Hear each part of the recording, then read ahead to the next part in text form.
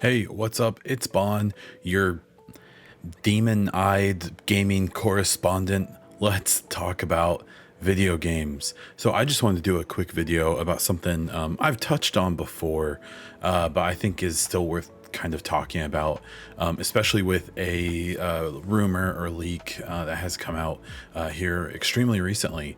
And right now, there is a rumor that Halo, like 343's main Halo game, will be transitioning to Unreal Engine and presumably Unreal Engine 5, unless it takes long enough for another version. So, a thing I've talked about before is, is Unreal Engine in this fifth iteration specifically, is it so good that it's irresistible for all of these companies to switch? We have confirmation that CD Projekt Red is moving the next Witcher game to Unreal Engine 5 from their own engine that they used on the previous Witcher games and Cyberpunk 2077. We know that BioWare is at least putting into their hiring descriptions for the next Mass Effect game, Unreal Engine experience being desired, despite the fact that their last two games, Andromeda and Anthem, as well as their next game, the Dragon Age Dreadwolf, are all going to be on Frostbite. The conversation turns into, are are these studios simply saying, oh, Unreal Engine 5 is so good we have to go to it, or are there other factors? So my honest guess is that I think it's probably a mix. I suspect that Unreal Engine 5 is very good. I've seen a lot of developers who I follow from Ubisoft and various other development studios under different publishers who kind of do. One thing you'll find with these developers, especially environmental developers, prop artists, and things like that, is that these people like to do their craft as a hobby as well. And so you may see someone working on a game like The Division, which is on Snowdrop, a proprietary engine at Ubisoft. But you'll see that in their spare time, they make props and environments and stuff in Unreal Engine. And some of them even advertise and sell these things on the Unreal Engine marketplace.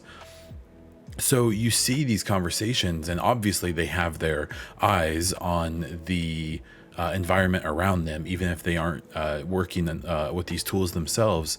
And it seems like Unreal Engine 5 is legitimately really, really, really, really good. And so it isn't that surprising that a lot of these companies are moving to it for that reason, that it seems like it is easy to work with. It seems like it is useful and efficient and things like that. Now, the other side of it that I think is worth mentioning, and why this answer is probably kind of gray and kind of a yes or no or a both answer, is that developing your own engine is insanely expensive. It's expensive because of the person hours that it takes and just the amount of time that you have to spend doing it. But then on top of that, to keep it updated is a big thing. I think that's what we saw specifically, like with CDPR, CD Projekt Red, and their engine. That put out games like The Witcher 3 and especially Cyberpunk 2077, which looks great. I mean, it's a very pretty game. But the simple fact is to get the engine, to get the tools updated to the point where they can do that, and now to have to update them again for a new generation of consoles and PC hardware and things like that, they have to do that all themselves. They have to have entire departments in their studio or in their business only to work on the engine and improving it and bringing the tools up to par and things like that. Where if they basically contract that work out to Unreal Engine 5, who's owned by Epic, they do that for them. And so Epic obviously has some of their own developers and stuff as well. But a huge part of Epic's business is to develop Unreal Engine 5. On top of that, you have, like a proprietary engine is very dependent on your own knowledge base, your internal knowledge base. There's only the number of people working on it. at your own studio or within your own team. And so if you have an issue with the engine or there's a problem you're trying to solve, it's the people in the room with you trying to figure it out. Where with Unreal Engine, especially with 5, there's hundreds of thousands, if not millions of people, whether it's hobbyists who just make games for fun or like to, fiddle around in the engine and play around with things or make things just for the marketplace, or AAA game developers like yourself, if that's who you are, also working on their own games across the industry on all the different platforms. And there's this giant knowledge base of, oh, we want to make the engine do this thing. And at least in some capacity, there's probably someone else who's been trying to do that, and you can learn something from them. So I think it's a really interesting subject. I'm really curious to how this is going to pan out.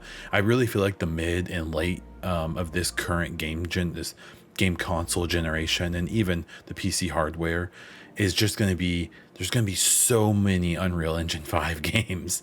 I really don't think people realize it, because we're not going to see the first ones for another probably 2 years. I know there's going to be games that come out before that, but I'd say in about 2 years, you're going to notice that most of the big releases you're aware of, as well as a lot of the small ones, are all going to be Unreal Engine 5. And I'm really curious to how that is going to improve the quality of work, the efficiency of work, how quickly these games can be made as this knowledge base builds up quickly. And I think it's exciting, but it's also kind of scary, because everyone has their eggs in the same basket. There's a little fear that, especially maybe not AAA devs, but lower devs, you'll start to notice that like that ground texture is in every single game, that window model is in every single game, because they're going to be all using the same tools. And especially indie studios and smaller games may not have the ability to do everything originally.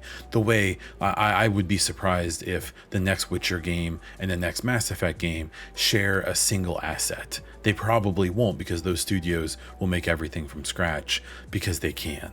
But I just think it's an interesting thing to think about and to kind of ponder, and how it's going to affect the future, or at least the short-term future of games. And the last thing I guess I'll throw out there is I'm really curious.